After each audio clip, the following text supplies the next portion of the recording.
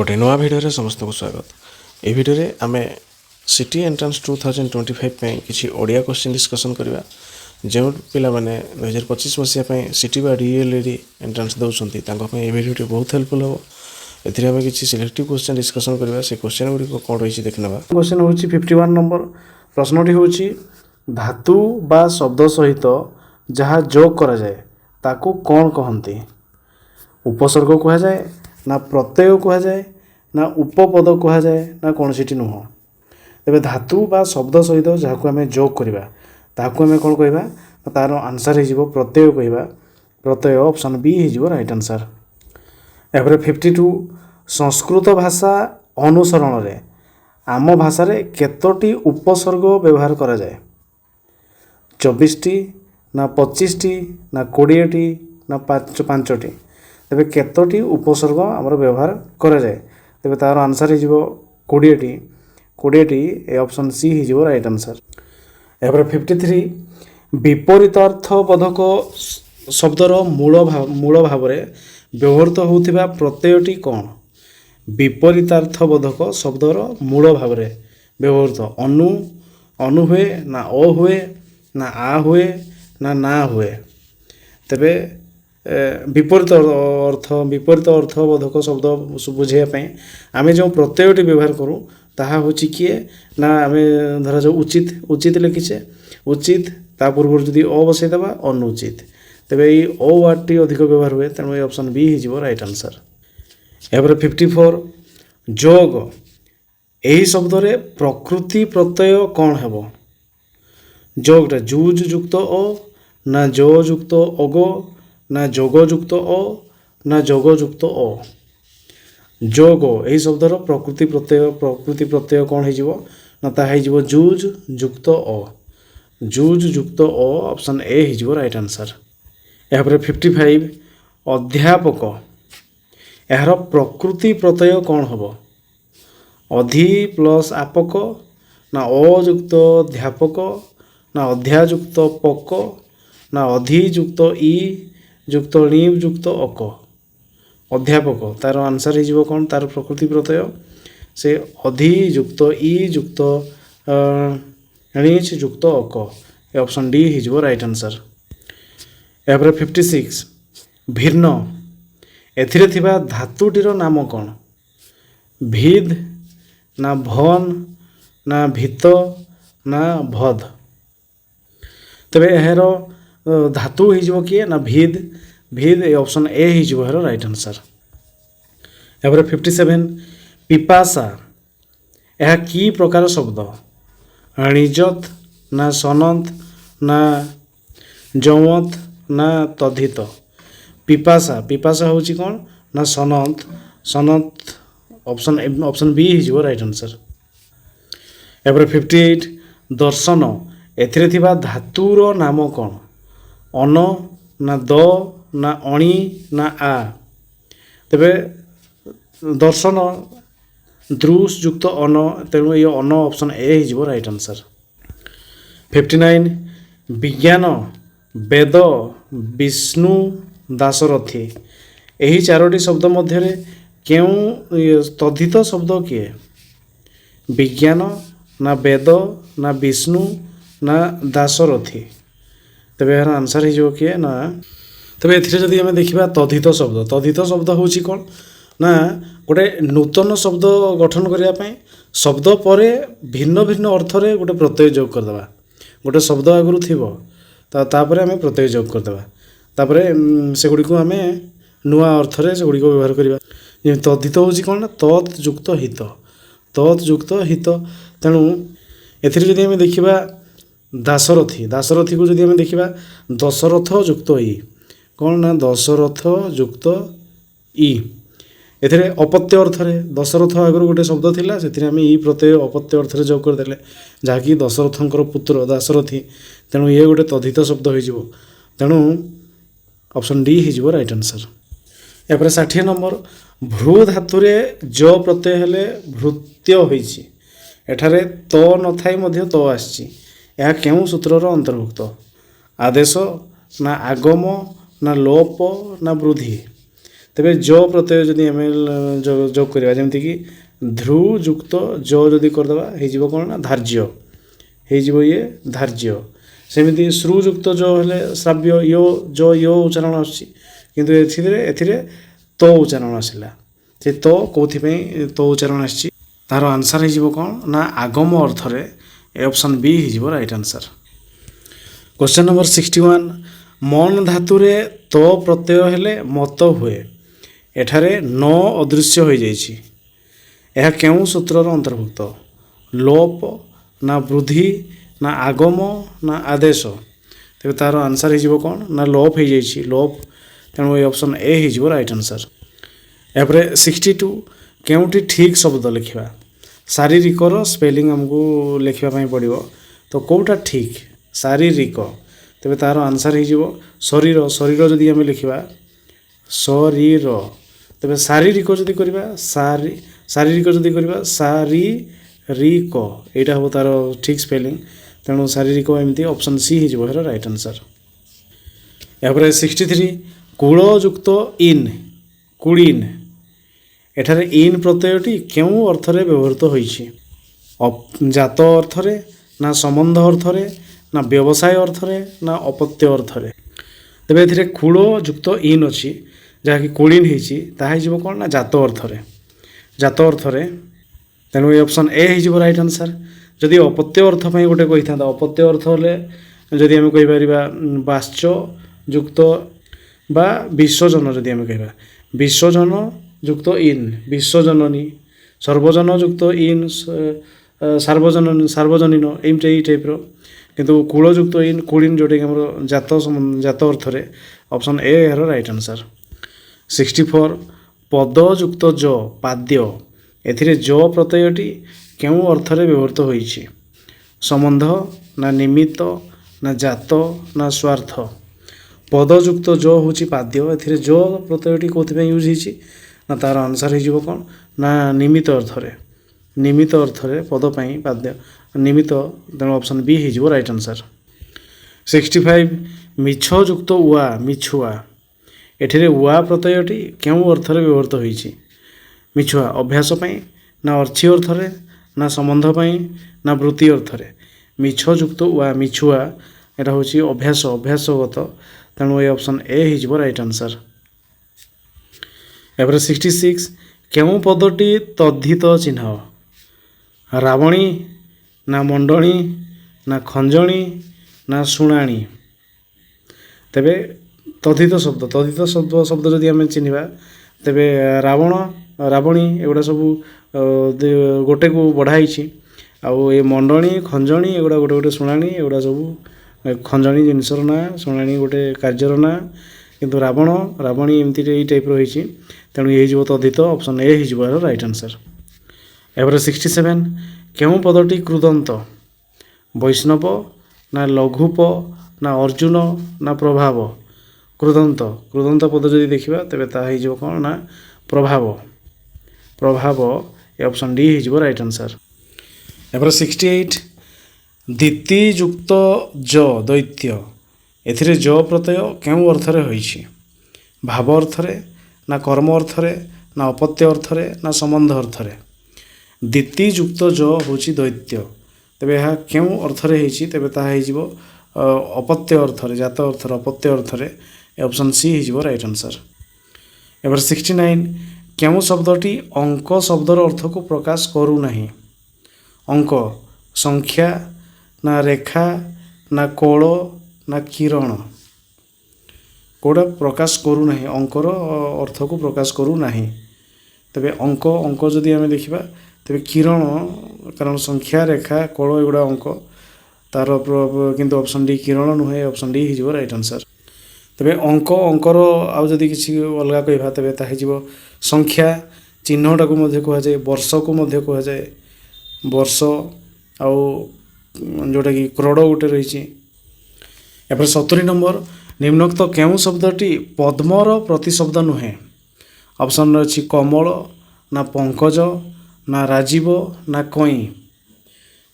ପଦ୍ମର ପ୍ରତିଶବ୍ଦ ଯଦି ଆମେ ଦେଖିବା, ତେବେ ପଦ୍ମକୁ କ'ଣ କୁହାଯାଏ? ଅରବିନ୍ଦ ମଧ୍ୟ କୁହାଯାଏ, ଅରବିନ୍ଦ କହିବା। ତାପରେ पद्म को आम कहीपर कमल कमल अच्छी तापर आहरी कहीपर नलिन नलिन गोटे कहीपर आउ पंकज कहीपर पंकज कहीपर राजीव कहीपर आ गोटे सरोज कहीपर सरोज कहीपर किंतु कई नुह तेणु पद्म कई हो पार नहीं प्रतिशब्द तेणु ऑप्शन डी हो राइट आंसर। यहाँ 71 प्रवेशर विपरीत शब्दटी कौन प्रवेश प्रवेशर विपरीत निषेध ना प्रस्थान ना अप्रवेश ना बाहर तेरे प्रवेश गोटे द्वार गोटे आड़े जदि एंट्री होती आर गोटे एक्जिट लिखाई थाए जदि आम ओडिया जावा तेरे प्रवेश तापर आर गोटे प्रस्थान लिखाई थाए ऑप्शन बी हो राइट आंसर। 72 प्राचीनर विपरीत शब्दटी कौन पुरातन ना पुरुणा ना आधुनिक ना नवीन प्राचीन माने पुरुणा तार विपरीत शब्द हो किए ना तार विपरीत शब्द हूँ नवीन प्राचीनर नवीन ऑप्शन डी हो राइट आंसर। यहाँ 73 सूची हर्षकार यह निम्नोक्त क्यों अर्थ को प्रकाश करुच्ची सूचना ना पवित्र ना छुंची ना पाठ्यक्रम तेरे सूची यह क्यों अर्थ को प्रकाश करुच्ची तेरे सूची सूची हवा माने शुद्ध हवा जोटा कि पवित्र ए ऑप्शन बी हो राइट आंसर।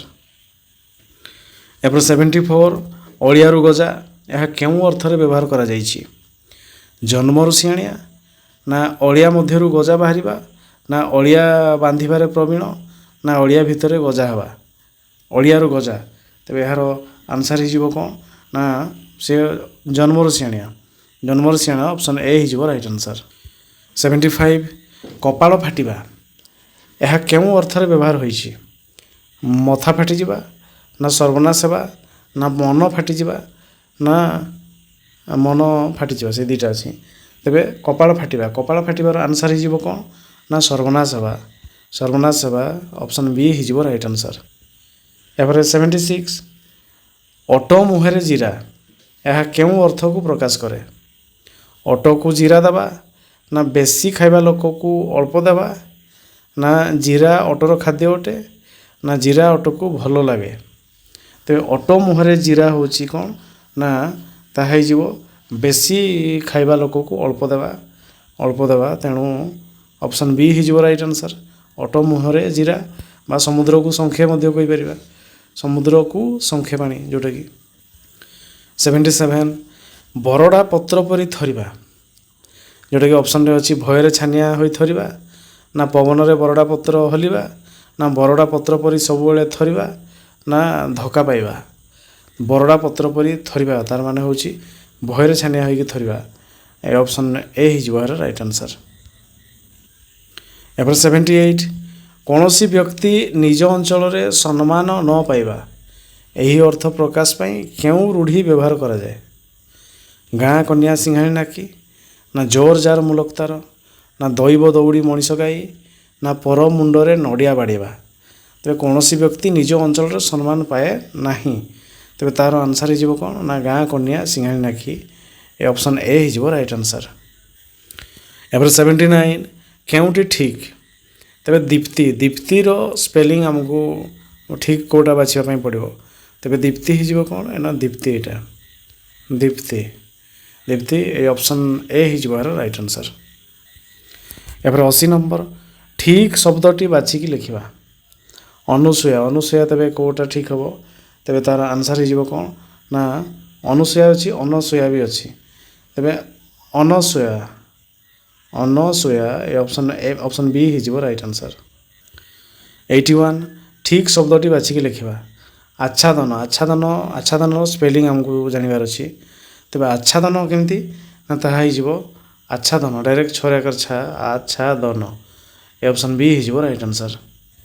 यहाँ 82 ठीक शब्दटी लिखा निरोग निरोग निरोगर स्पेलिंग आमको बाछार अच्छी तेरे तार आंसर कौटा हो कौन ना निरोग निरोग ए ऑप्शन बी निरोग हो निरोगी जोटा कि ऑप्शन बी हो राइट आंसर।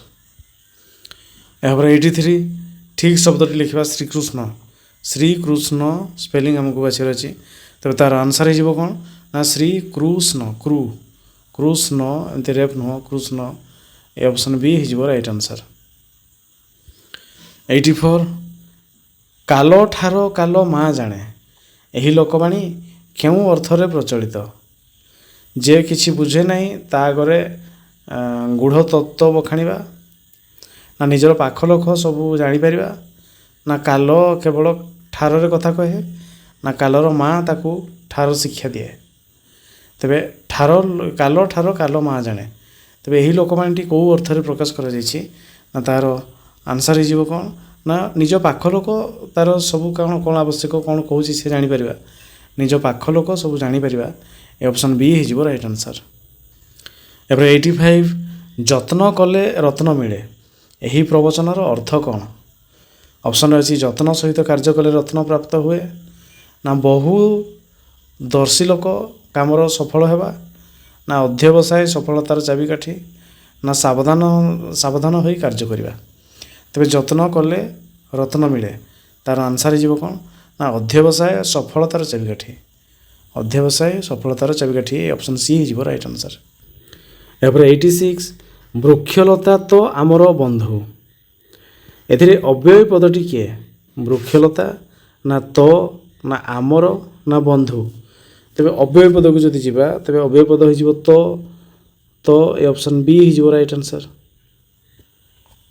87 ପାଠ୍ୟତ୍ୟାଗୀ ପିଲାଟିକୁ ବିଦ୍ୟାଳୟକୁ ଆଣିବାକୁ କେଉଁ ଏକାଙ୍କିକାରେ ସୂଚନା ରହିଛି? ରାଜୋଚିତ ବ୍ୟବହାର, ନା ଆମେ ଧରଣୀ ବୁକୁର ଶିଶୁ, ନା ଦୀପଶିଖା, ନା ପାହାଡ଼ର ଡାକ। ତେବେ ଏହାର ଆନ୍ସର ହେଇଯିବ ପାଠତ୍ୟାଗୀ ପିଲାଟି ତାକୁ ଆମେ ଡାକି ଯଦି ଆଣିବା ତେବେ ତାହା ହେଇଯିବ କ'ଣ? ନା ତାହା କେଉଁ ସବଜେକ୍ଟ କେଉଁ ଇଏରେ ରହିଛି ଏକାଙ୍କିକାରେ ସୂଚନା ରହିଛି? ତେବେ ତାର ଆନ୍ସର ହେଇଯିବ ଦୀପଶିଖା। ଏ ଅପସନ୍ ସି ହେଇଯିବ ରାଇଟ୍ ଆନ୍ସର। ଏପରେ 88 ନିମ୍ନୋକ୍ତ 4ଟି ଶବ୍ଦ ମଧ୍ୟରୁ କେଉଁଟି ସମ ପର୍ଯ୍ୟାୟବାଚୀ ନୁହଁ?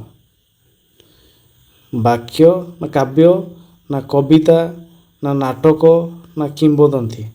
ତେବେ କେଉଁଟା ଅଲଗା ଆମେ ବାଛିବା? ତେବେ ଅଲଗା ହେଇଯିବ କାବ୍ୟ, କବିତା, ନାଟକ। ଏ ଗୋଟେ ସାହିତ୍ୟର ଅଂଶ। କିମ୍ବଦନ୍ତୀ ଯଦି ଆମେ ଦେଖିବା ଇତିହାସକୁ ପଳେଇବା କିମ୍ବଦନ୍ତୀ, ତେଣୁ ଏ ଅପସନ୍ ଡି ହେଇଯିବ ରାଇଟ୍ ଆନ୍ସର। 89 ନିମ୍ନୋକ୍ତ କେଉଁ ରୂଢ଼ିଟି ଘୃଣା କରିବା ଅର୍ଥକୁ ପ୍ରକାଶ କରୁଛି? କାନ ପାରିବା, ନା ଆଖି ପକାଇବା, ନାକ ଟେକିବା, ନା କପାଳ ଫାଟିବା। ତେବେ କେଉଁ ରୂଢ଼ିଟି ଘୃଣା କରିବା ଅର୍ଥକୁ ପ୍ରକାଶ କରୁଛି? ତେବେ ତାହା ହେଇଯିବ କ'ଣ? ନା ନାକ ଟେକିବା। ନାକ ଟେକିବା ଘୃଣା କରିବା ତାମାନେ ଏ ଅପସନ୍ ସି ହେଇଯିବ ରାଇଟ୍ ଆନ୍ସର। ଏପରେ 90 ନିମ୍ନୋକ୍ତ ଶବ୍ଦ ଗୁଡ଼ିକ ମଧ୍ୟରୁ କେଉଁ ଶବ୍ଦଟି ସମ ପର୍ଯ୍ୟାୟବାଚୀ ନୁହଁ? ଅପସନ୍ରେ ଅଛି ଯୋଗୀ, ନା ମୁନି, ନା ଋଷି, ନା ରୋଗୀ। ଏଇ ଚାରିଟି ମଧ୍ୟରୁ ତିନୋଟି ଗୋଟେ ଟାଇପ୍ର ହେବେ ଆଉ ଗୋଟେ ଅଲଗା ହେବ। ତେବେ ଯଦି ଦେଖିବା ତେବେ ଯୋଗୀ, ମୁନି, ଋଷି ଏମାନେ ଗୋଟେ କାଟାଗୋରୀର, କିନ୍ତୁ ରୋଗୀ ନୁହଁ। ତେଣୁ ଏ ଅପସନ୍ ଡି ହେଇଯିବ ରାଇଟ୍ ଆନ୍ସର। 91 ଯେ ବିଦ୍ୟା ଦେଇଥାନ୍ତି ଏକ ପଦରେ ପ୍ରକାଶ କଲେ କ'ଣ ହେବ? ସେ ଗୁରୁ, ନା ଶିକ୍ଷକ, ନା ଶିକ୍ଷୟିତ୍ରୀ, ନା ବିଦ୍ୟାଦାତା। ଯେ ବିଦ୍ୟା ଦେଇଥାନ୍ତି ସେ ହେଉଛନ୍ତି ବିଦ୍ୟାଦାତା। ଏ ଅପସନ୍ ଡି ହେଇଯିବ ରାଇଟ୍ ଆନ୍ସର। 92 ପୋଖରୀରେ ମାଛ ଫୁଟୁଛନ୍ତି କେଉଁ ଅର୍ଥରେ ବ୍ୟବହାର କରାଯାଇଛି? ପ୍ରସ୍ଫୁଟିତ ହେଉଛନ୍ତି, ନା ହସ ହେଉଛନ୍ତି, ନା ରନ୍ଧା ହେଉଛନ୍ତି, ନା ଫୁଟୁକି ମାରୁଛନ୍ତି। ପୋଖରୀରେ ମାଛ ଫୁଟୁଛନ୍ତି ତାର ଆନ୍ସର ହେଇଯିବ ଫୁଟୁକି ମାରୁଛନ୍ତି, ମାନେ ପାଖକୁ ହେଉଛନ୍ତି କି ମାଟି ଟିକେ ଡେଉଁଛନ୍ତି। ଏ ଅପସନ୍ ଡି ହେଇଯିବ ରାଇଟ୍ ଆନ୍ସର। 93 ଜେଲ୍ ଭିତରେ ମୂଷା ରୂଢ଼ିର ଅର୍ଥ କ'ଣ? ଫାଙ୍କା ସ୍ଥାନରେ ବୁଲୁଥିବା ମୂଷା, ନା ଗୋପନରେ ଶତ୍ରୁତା କରିବା, ନା ଢୋଲ ଭିତରେ ଲୁଚି ରହିବା, ନା ଗୁପ୍ତ ସ୍ଥାନରେ ରହିବା। ଜେଲ୍ ଭିତରେ ମୂଷା। ତେବେ ଏହାର ଆନ୍ସର ହେଇଯିବ ଗୋପନରେ ଶତ୍ରୁତା କରିବା। ଏ ଅପସନ୍ ବି ହେଇଯିବ ରାଇଟ୍ ଆନ୍ସର। 94 କେଉଁ ଶବ୍ଦଟି ଠିକ୍? ଆଶିଷ ଲେଖା ହେଇଛି ଆଶିଷ। ତେବେ ତାର ଆନ୍ସର ହେଇଯିବ କ'ଣ? ନା ଆଶିଷ। ଅପସନ୍ ଏ ହେଇଯିବ ରାଇଟ୍ ଆନ୍ସର। 95 କାନେଇବା କେଉଁ ପଦ? ବିଶେଷ୍ୟ ପଦ, ନା ବିଶେଷଣ ପଦ, ନା ସର୍ବନାମ ପଦ, ନା କ୍ରିୟାପଦ। କାନରୁ କାନେଇବା ହେଇଛି। କାନେଇବା ତେବେ କ'ଣ ହେଇଯିବ? ନା ଏହା ହେଇଯିବ ଗୋଟେ କ୍ରିୟା। କାନେଇବା କାମଟି କରାହେଉଛି କ୍ରିୟା। Option D right answer. ଏପରେ 96 ଆପେ କେଉଁ ବାଚକ ସର୍ବନାମ? ଆତ୍ମବାଚକ, ନା ସମ୍ବନ୍ଧବାଚକ, ନା ପ୍ରଶ୍ନବାଚକ, ନା ପୁରୁଷବାଚକ। ଆପେ କେଉଁ ବାଚକ ସର୍ବନାମ? ଆପେ ତେବେ ହେଇଯିବ ଆତ୍ମବାଚକ। ଏ ଅପସନ୍ ଏ ହେଇଯିବ ରାଇଟ୍ ଆନ୍ସର୍। ଏପରେ 97 ଯାହା ପୂର୍ବରୁ ଶୁଣାଯାଇ ନଥିଲା ଏହାକୁ ଏକ ପଦରେ ପ୍ରକାଶ କଲେ କ'ଣ ହେବ?